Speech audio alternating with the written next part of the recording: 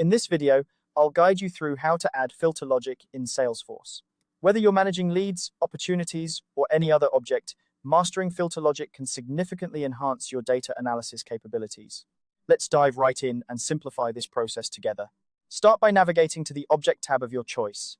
This could be leads, opportunities, or any other object you're working with. Once you're there, select the list view you want to modify.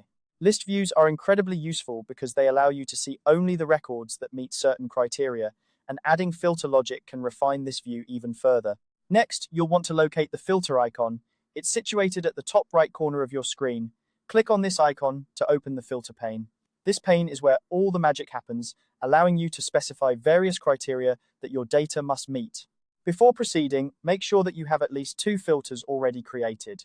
If you haven't set these up yet, take a moment to do so. These filters are crucial, as they are the building blocks for the logic you're about to add. Once your filters are in place, look towards the bottom of the pane. You'll notice an option labeled Add Filter Logic. Go ahead and click on it.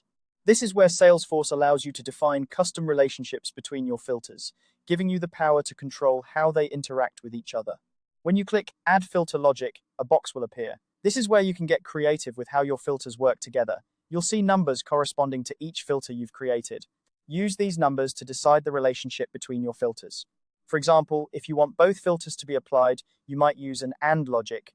Alternatively, if you want to see results that meet either one of the filters, you might opt for an OR logic.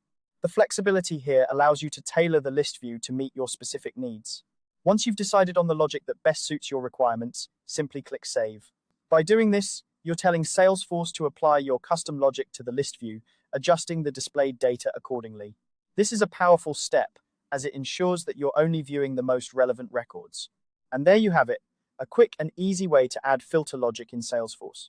By following these steps, you can enhance your data analysis and work more efficiently within the platform. Remember, mastering these small but significant tasks can make a big difference in how you interact with your data. Thanks for watching, and don't forget to like and subscribe for more Salesforce tips and tricks.